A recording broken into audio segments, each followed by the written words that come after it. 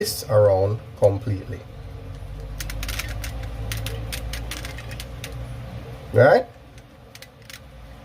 So now we'll have to figure out what to do with this here and this here. So let's flip you this way. Ah, now you have the double red, but you still need a green.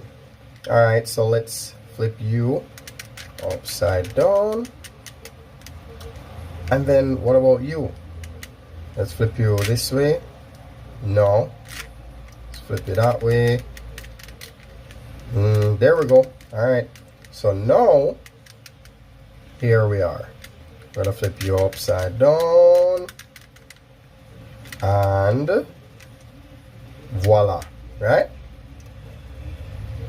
Yeah, that's a white cross as they call it. Now, we're gonna do, well, again, I always say it, shout out to Easiest Solve. He's the person that came up with this algorithm. I'm just doing this on multiple occasions so that we have a, you know, a solid idea as to how to do each of the steps. So just in case you want to know how to do that, I'll also help you solve the infinite yellow. The infinite yellow usually happens to you at step 4. So let's see if that happens to us once we get done here, right?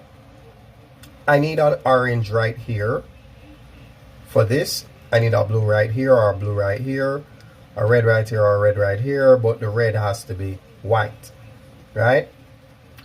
So we know the drift. Let's see. Okay, so this is a top dog, as he would mention.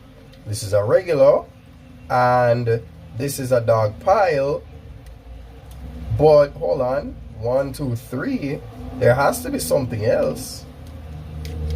Oh, yeah, another. Wait, what?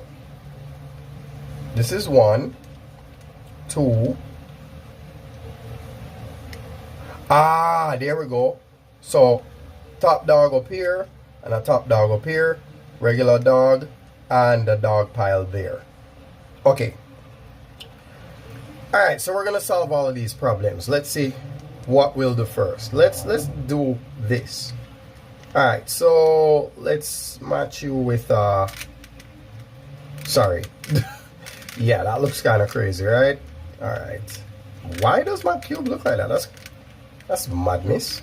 All right, so let's flip you again. Oh, there we go. That's what we want, right?